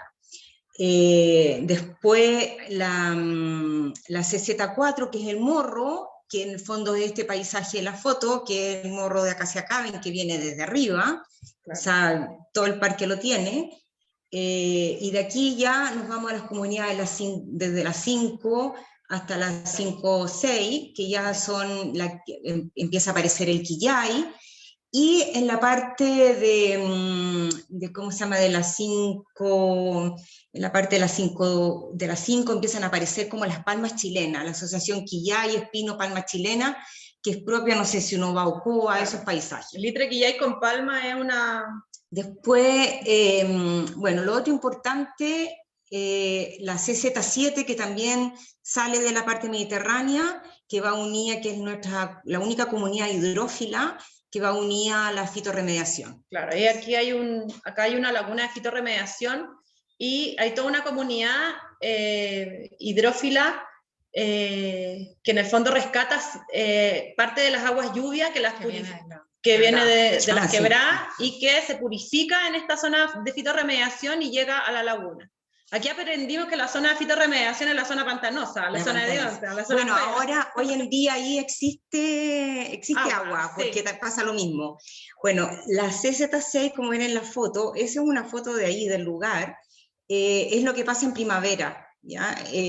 Nosotros apelamos al parque para que regaran los peumos, porque hay unos peumos lindos y otros se están secando, pero eso pasa en primavera, está lleno de ales de oro, lleno de añañuca, el paisaje de Vela, cosas bien impresionantes. Ya, ¿sí? Sí. Bueno, aquí es un poco la matriz para las plantaciones, yo no los voy a latear con esto porque es una matriz, aquí está la planta, esta es por ejemplo, la asociación CZ31, esto lo trabajamos con Mónica Musalem, ahí está el corte, y aquí está la presentación gráfica con la primavera, verano, otoño, invierno. Y para cada comunidad se hizo esto, y este módulo que mide 15 por 15 se fue ubicando en los vacíos. Acá hay otra, y aquí está las distintas representaciones con su comportamiento, con su requerimiento hídrico, con su velocidad de crecimiento, qué orientación tiene, qué tipo de suelo necesita, y cómo se va comportando su colorido desde la primavera hasta el invierno. Eso lo hicimos con todas las comunidades. Sí, y esto sirve después para la señalética. Bueno, aquí les vamos a contar respecto de los jardines temáticos, que tiene que ver con la zona educativa, recreativa y la zona social comunitaria. Habían unos jardines temáticos que estaban, nos exigieron estos jardines temáticos, estaban dentro de las bases, que era el Jardín de la Botánica Económica, que estaba orientado, bueno, a la parte económica, a las plantaciones que tienen que ver con nuestro sistema económico, el Jardín del Descubrimiento, que era un jardín muy importante para la educación, porque va como hacia los niños, el Jardín de Cactus y Suculentas, porque es un gran atractivo, el Jardín de las Amenazadas y Endémicas, que es un jardín chiquitito, pero súper importante, precisamente porque hay amenazadas y endémicas. O sea, son las endémicas amenazadas, en realidad. Finalmente decidimos hacer las endémicas amenazadas. Después está el Jardín de la Botánica Indígena, que tiene que ver con la vida, o sea, con las plantas que usan las comunidades indígenas. El filogenético, que tiene que ver con la representación de las plantas. Bueno, eso les voy a explicar. Los jardines homoclimáticos, que son los hotspots. Y nosotros pusimos dos más que nos parecieron súper interesantes e importantes, un homenaje a las exploradoras. Le pusimos Sendero a las Exploradoras, que tienen que ver con personas que han, mujeres que han hecho labores importantes dentro de la botánica. El Sendero de las Naturalistas, que también está acá, que tiene que ver con reconocer a los naturalistas que han influido dentro de nuestra historia y nuestro país. Y este buffer vegetal, que se produce en todo el borde del parque. Y bueno, habían algunas zonas de rehabilitación, y las muestras edafológicas encontrábamos que era súper, como en esta zona no podíamos plantar mucho porque hay mucha pendiente, y era muy interesante ver cómo se estaba degradando esta tierra y ver estos perfiles del suelo. Entonces creemos que era una oportunidad mostrarlo. Sí, obvio. Y bueno, y lo otro, que la ubicación también, bueno, aparte que responde al tema que ya hablamos, como de pendiente, de orientación, etcétera, también, bueno, gran parte de los jardines están ubicados en el morro, que es como el eje transversal, como importante y de distribución de nuestro proyecto, y claro, que llega hasta abajo, y después también distribuimos dos jardines, que vendría siendo el Sendero de la Exploradora hacia el sur, y los homoclimáticos hacia la derecha, para poder también abarcar como la totalidad de este territorio y poder activarlo completamente. Claro. Que sea interesante venir desde aquí, recorrer hacia allá, claro, venir desde aquí y recorrer hacia allá. O sea, y la botánica económica, que es esta de acá, quedó ubicada en el mismo lugar que el plan maestro del 2005. Y era importante porque necesitaba acceder desde el vivero, exactamente. Y que la ciudadanía también acceda, porque este jardín tiene trabajo lo que pretende es que tenga trabajo de la ciudadanía. Entonces tenía que estar en un lugar fácil de acceder. Bueno, vamos a hablar de algunos de los jardines temáticos, que tiene que, por ejemplo, algunos de los jardines temáticos que son los más importantes. Pero aquí está el objetivo y la experiencia. La botánica indígena tenía que ver con la difusión y la conservación del patrimonio cultural, el Sendero de las Naturalistas, de la educación, los exploradores era un homenaje, el Jardín del Descubrimiento, educación, difusión y recreación, el filogenético, educación y difusión, la botánica económica, divulgación, educación, difusión y recreación, el cactus y suculentas, científico, educación, conservación de paisaje, las amenazadas y endémicas, científico, educación y conservación ex situ, y los jardines homoclimáticos, que haya el intercambio cultural.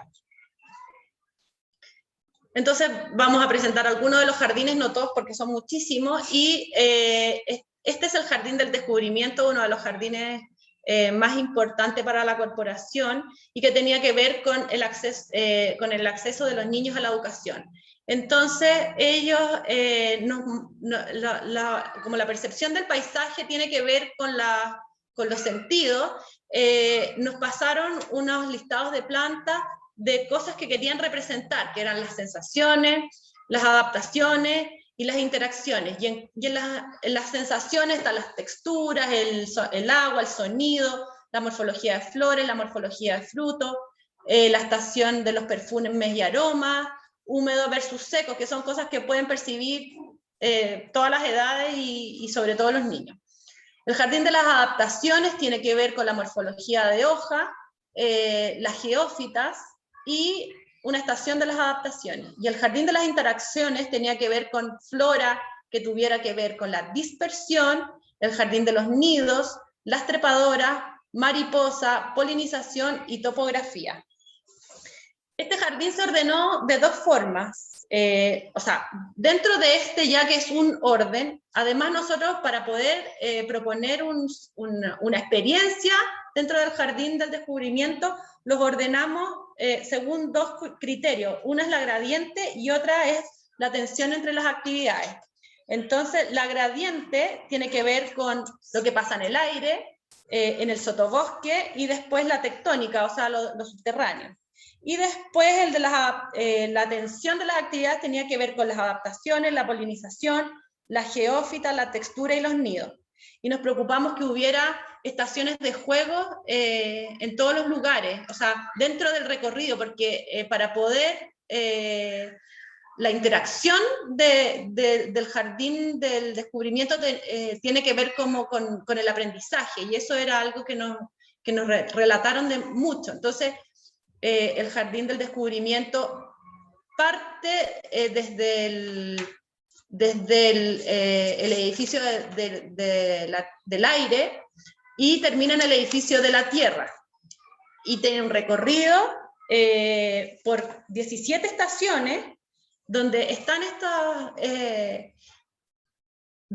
cada una de estas experiencias, y nosotros además de plantar flora que tenga que ver con esas experiencias y con esas actividades, diseñamos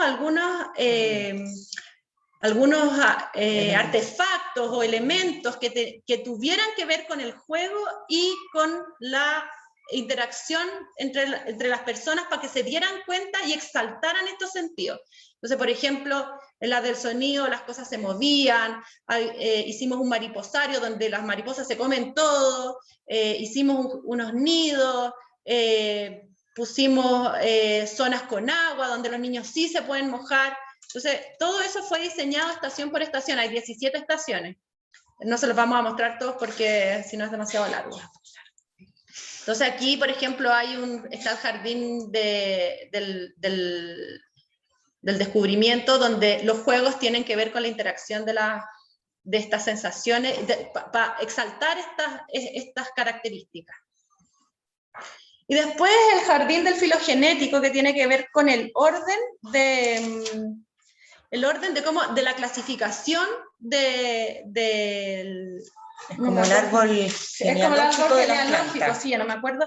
El árbol genealógico de las plantas. Se ordenó según una propuesta por la Angiosperm Phylogeny Group.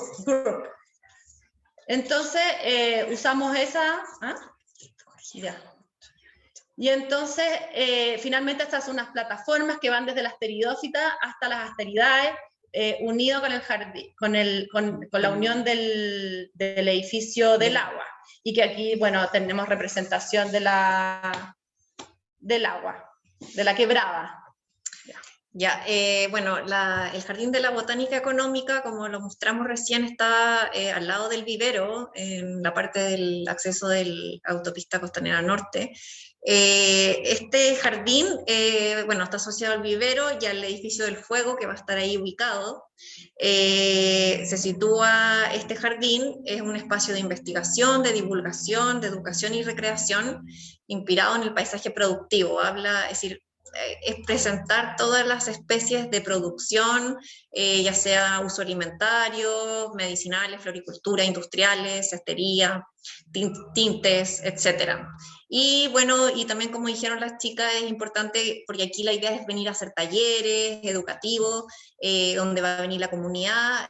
También nos proponemos una plaza del intercambio, que es esta de aquí, donde se propone un sombreadero y se van a generar se pueden generar instancias para hacer ferias de intercambio de productos, y también se incorpora un anfiteatro. Bueno, aquí no vemos un corte, pero bueno, en los fotomontajes se puede ver que hay una pequeña pendiente donde se tratan de generar terrazas, como simulando el vivero, porque el vivero actualmente está en terrazas de gaviones. Entonces la idea era seguir con esta armonía y ir haciendo estas plantaciones en terraza, y también de alguna forma como evocar las antiguas plantaciones incaicas, por así decirlo, indígenas. Y bueno, y lo primero era es conservar la vegetación existente, que se han ido plantando bastantes especies aquí, sobre todo hay distintos tipos de palmera que se conservan, hay unas taras, litre, y todas estas especies nosotros las conservamos, y se situaron los espacios, unas zonas de picnic y de plantaciones en relación a esta situación.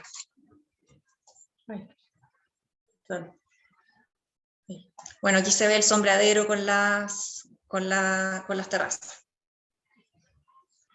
Los jardines homoclimáticos, bueno, son los jardines de carácter mediterráneo extranjeros. Son 4 jardines. Bueno, el australiano corresponde a formaciones dominantes del área mediterránea de Australia, que están los 2 tipos, el Mayé y el Conwan australiano. El jardín Finbos, que corresponde a la formación vegetal propia de la región del Cabo de Sudáfrica. Este paisaje se caracteriza por la presencia dominante de un arbusto siempre verde. Luego está el jardín mediterráneo, que es un paisaje semejante al chaparral y destacan especies como Quercus, Pinus, Arbutus, Erica, Cisto. Y bueno, el jardín californiano, que se encuentra dominado por arbustos. Y está el chamizal y el cianotus. Estos jardines nosotros los ubicamos en el extremo norte del terreno, asociados porque aquí se ve toda una mancha como de árboles existentes, que son los que están aquí a la derecha, que son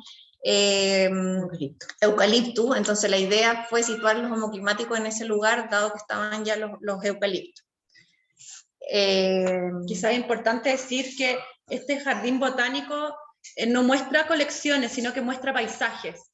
Eso fue parte del encargo, y por eso nosotros hicimos nuestras comunidades y después estos jardines homoclimáticos. Pero hay algunos jardines que sí son colecciones, como el de cactus y el de las endémicas. Así. Y esto tiene que ver también con aquí está el intercambio cultural, aquí está porque los jardines de toda la zona de Sudáfrica y australianos son muy parecidos, como son, bueno, mediterráneos, pero llegar a la costa de Australia es como llegar a la costa chilena. Es muy parecida la textura, los colores, la fisonomía del matorral, pero son otras especies nomás, pero la similitud es increíble.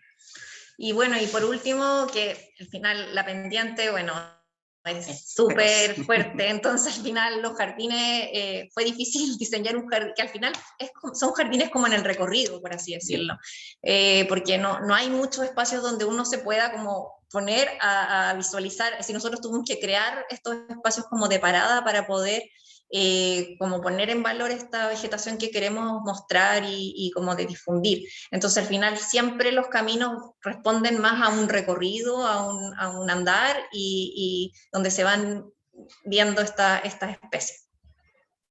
Aquí están las etapas de ejecución. Sí, después tiene la última. Las etapas de ejecución, que son 3 etapas. Obviamente este proyecto, como tiene 45 hectáreas, 35, sí, 45. Es como imposible abarcarlo completamente. Además, se lee como completo con los edificios, entonces teníamos que dividirlo en etapas de ejecución. Entonces para la primera etapa se destinó a hacer el morro, que es la parte más importante de nuestra propuesta, que es como donde está el mayor equipamiento, los mayores jardines temáticos y de donde se van los edificios. Era como la conquista. Claro, y también los caminos principales, porque pensamos que igual empezar a hacer los caminos después, entrar con máquina, iba a ser un deterioro en todo lo ya logrado. Entonces pensamos en hacer el proyecto de riego en la primera etapa, hacer todo el sistema de camino, los jardines del morro, el descubrimiento, la botánica económica, indígena, cactus y suculenta, y se empieza con las primeras comunidades que son de la cuenca sur, esa de ahí. Luego nos vamos a los extremos, al extremo norte y sur,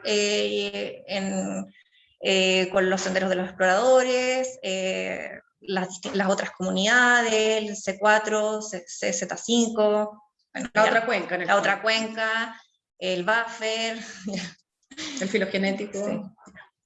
Y para terminar con los homoclimáticos y la zona de fitorremediación, que va asociada también al edificio de, ¿cómo se llama? El agua. Del edificio del agua.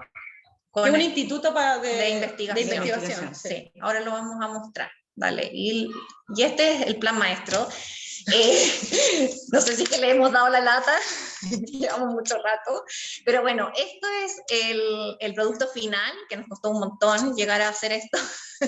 Y bueno, aquí están como la ubicación de los jardines, aparte de lo que hablamos ya de las comunidades, y por otro lado están los edificios, que están numerados con letras, es decir, el edificio A es el edificio del aire, que es la biblioteca, centro de visitantes y auditorio. El B es el edificio de la tierra, que es una plaza mirador techada como espacio de exposición, más baños y bodega.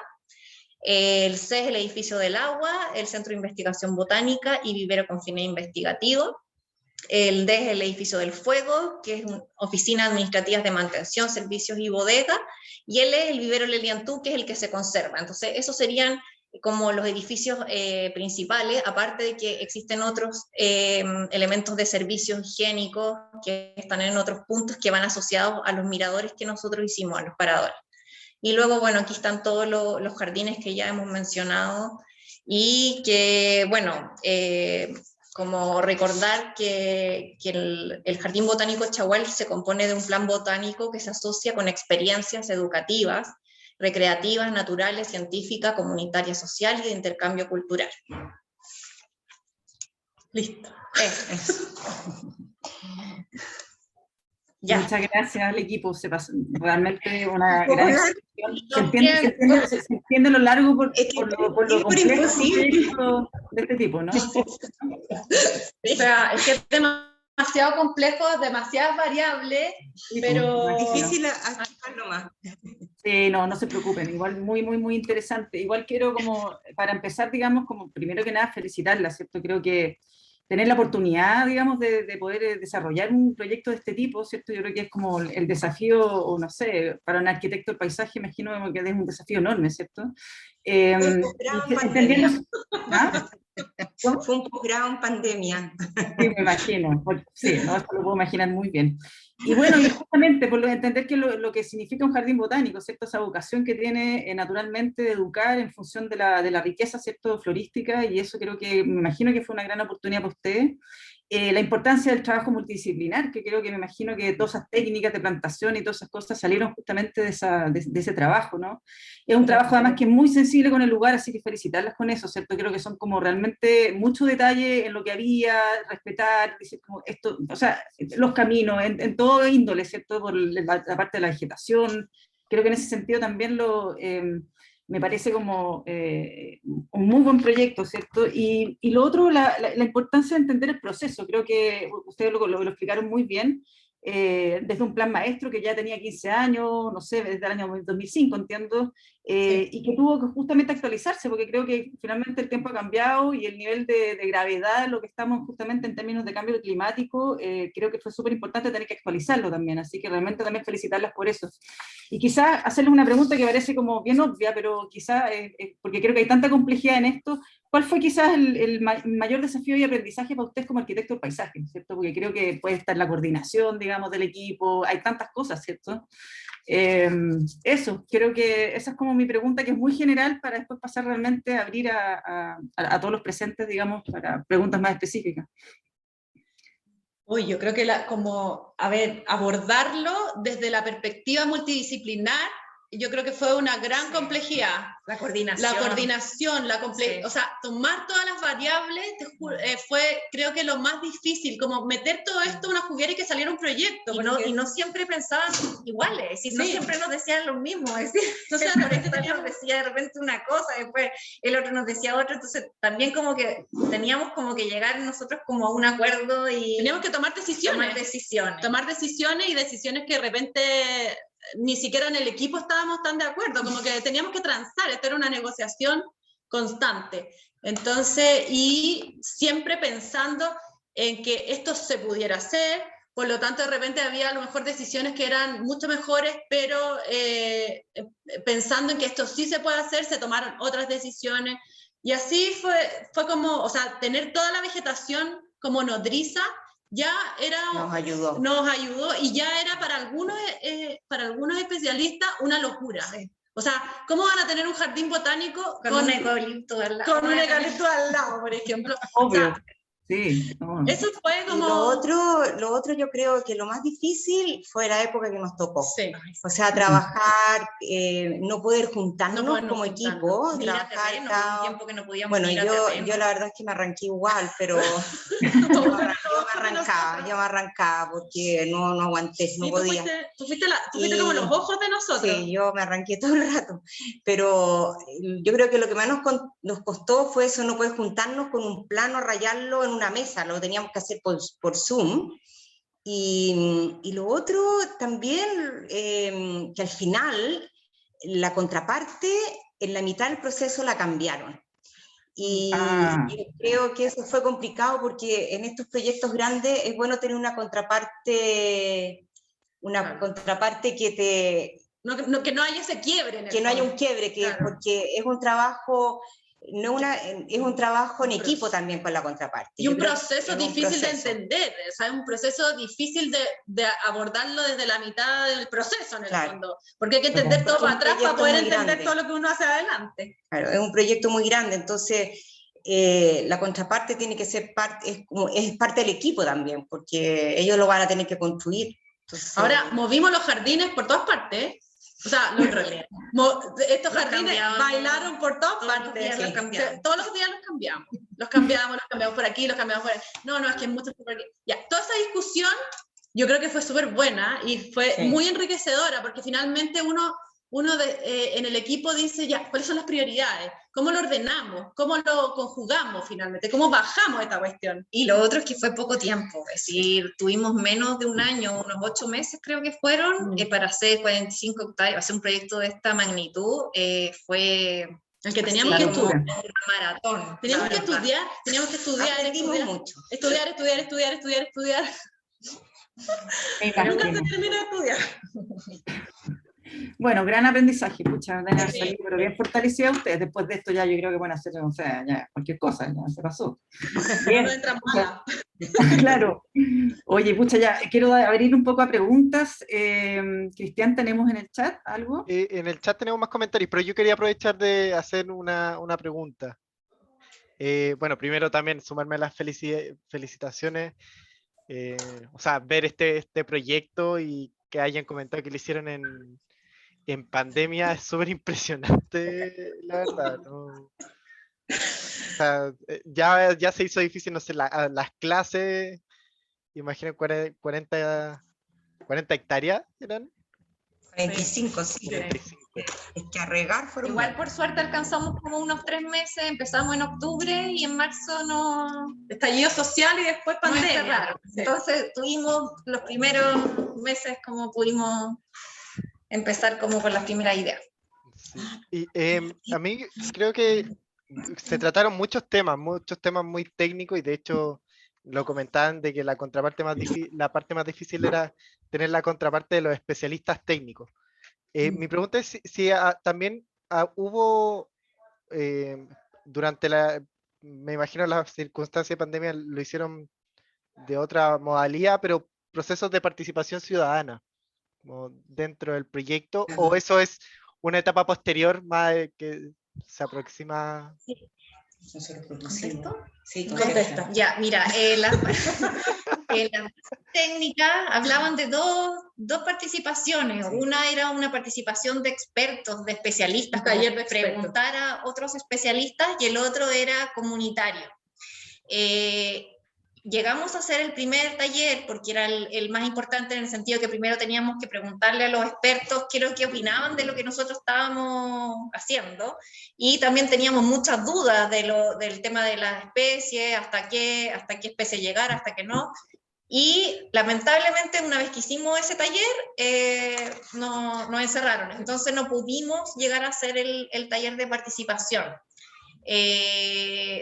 Las bases tampoco estaban hechas como que era algo súper importante, ni tampoco hablaba mucho de cómo hacer esa participación, o a quienes teníamos... Pero no pero claro. Sí hablaba, pero no era algo que...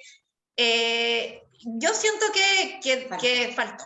que fue algo que se debió haber hecho y que nos habría ayudado mucho más, porque más de cara a cuando esto se empieza a construir es como importante que la comunidad sepa, es decir, que por lo menos sepan de que existe, que se va a hacer, y también por el tema del uso actual del parque, es decir, las bicicletas se meten por todos lados, entonces quizás como de alguna forma llegar a acuerdos con las personas, yo creo que era como importante. Pero por otro lado también decíamos, esto es tan técnico que a lo mejor no era tan necesario, pero sí hay aspectos que sí son importantes desde la difusión, desde la toma de conciencia y desde el paisaje que estábamos representando. Yo creo que eso era súper importante.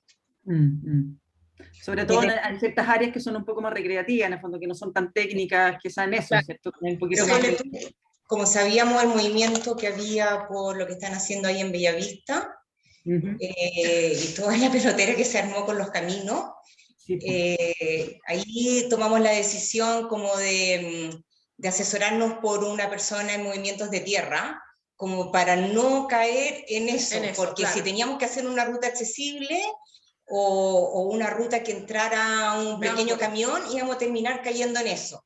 Entonces, teníamos ese antecedente, entonces ahí tomamos la decisión de conservar los caminos y de tocar lo menos posible el territorio. Oye, igual lo vamos a tocar, pero... O sea, sí, no es que no se toque, pero se toca menos.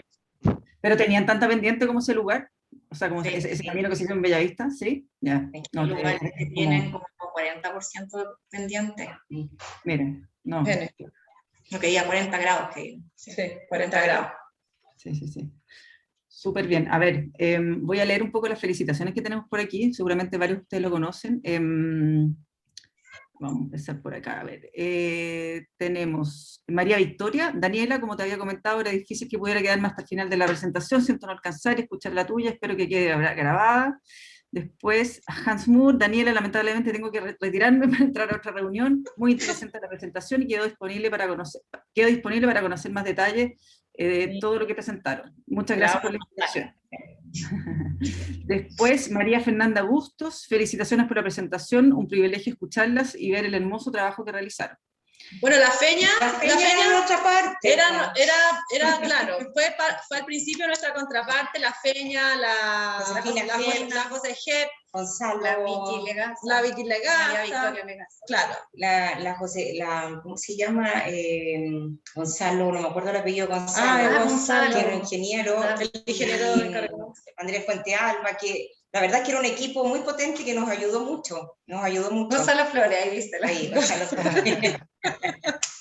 A ver, Josefina Gep, sí, muchas gracias, Beatriz, Paula y Daniela, muy interesante escucharlas y ver los resultados finales del diseño de este tremendo proyecto. O sea, también era parte del staff, ¿no? Sí, era muy potente. Ítalo Beas, muchas felicitaciones, Beatriz, Paula y Daniela, y a todo el equipo, muy buen trabajo, y fue un placer llevar a cabo este lindo proyecto en conjunto. Ítalo era nuestro link a la oficina de arquitectura.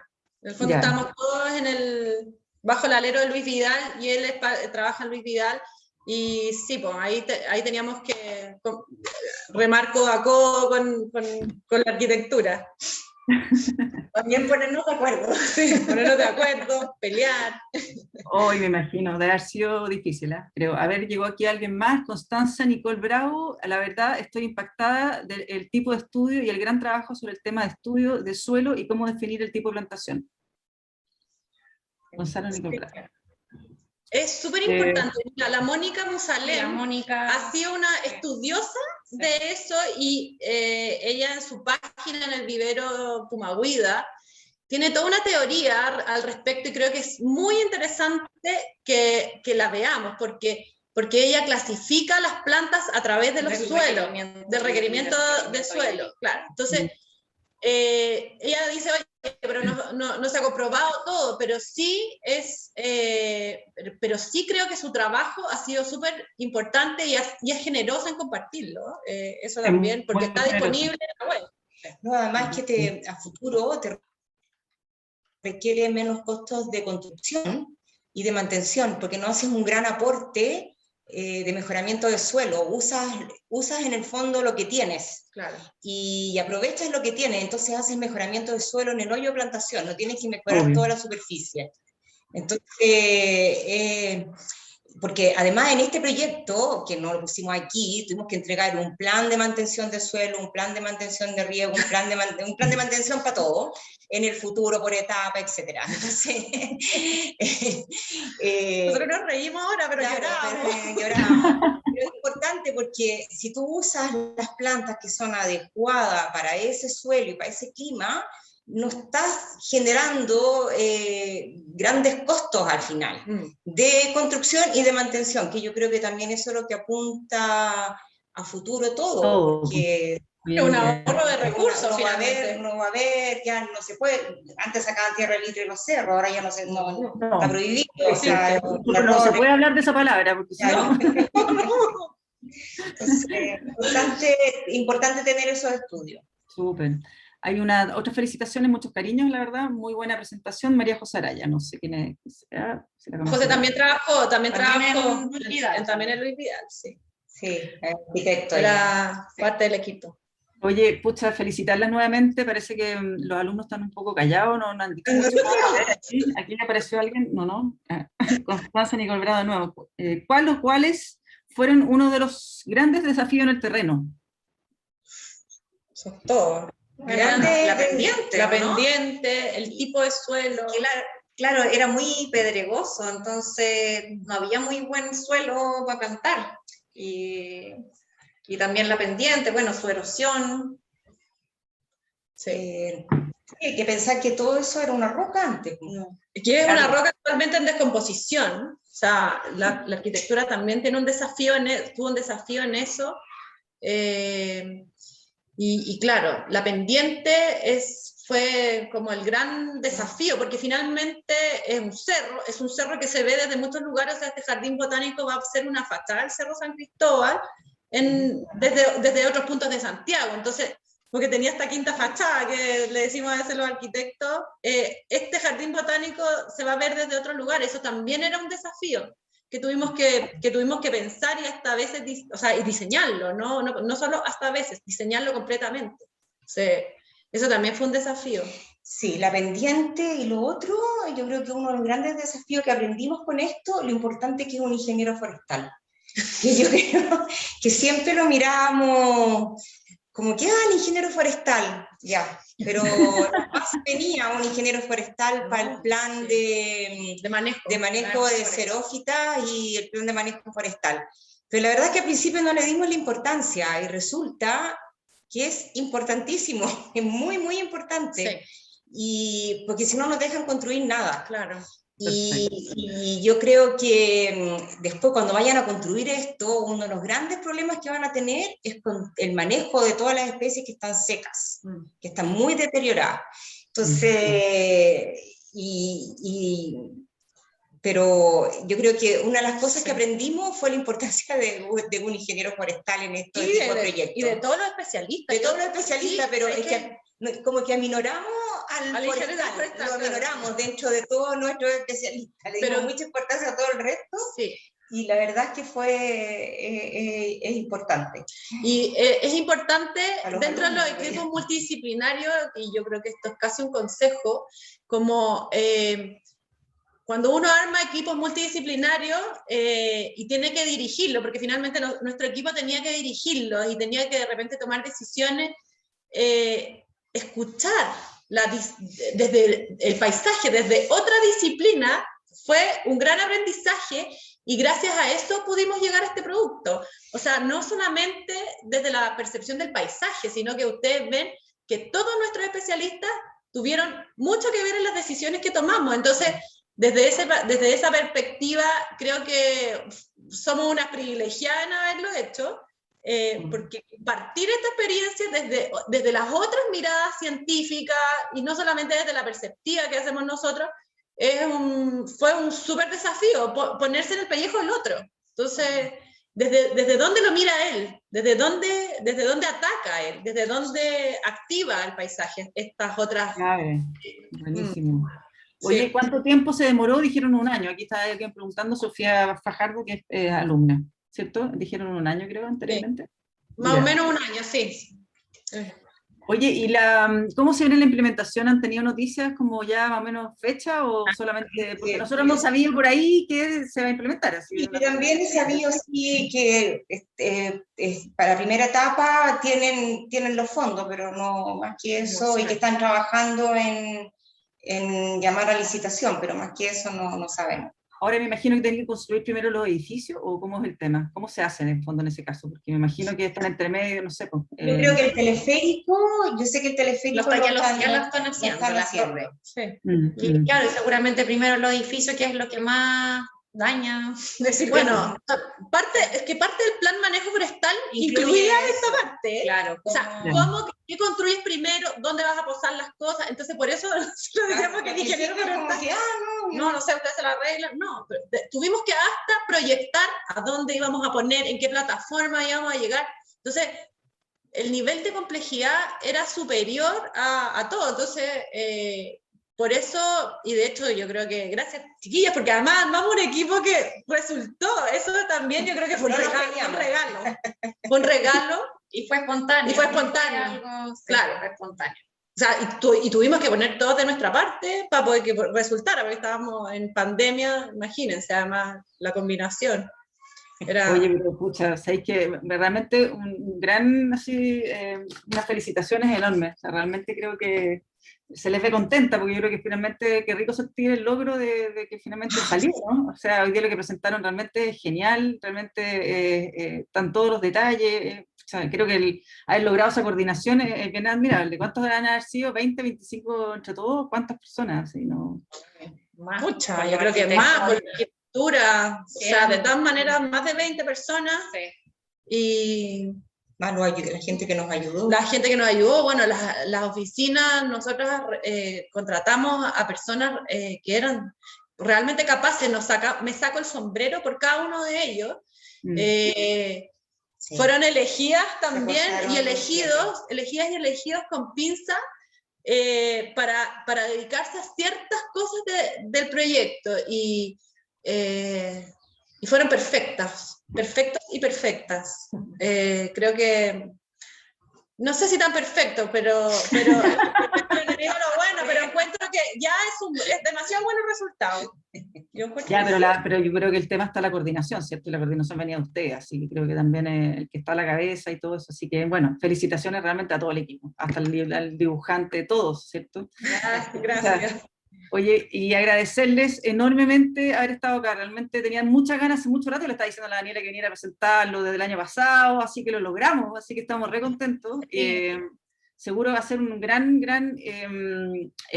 van a salir muchas cosas que le van a servir justamente al trabajo, digamos, del taller, pero sobre todo, haberlos tenido aquí en la Universidad Diego Portales presentando el proyecto, ojalá que haya sido, creo que es la primera presentación, así que estamos más que orgullosos, imagínense, estamos aquí. Sí, debutamos aquí.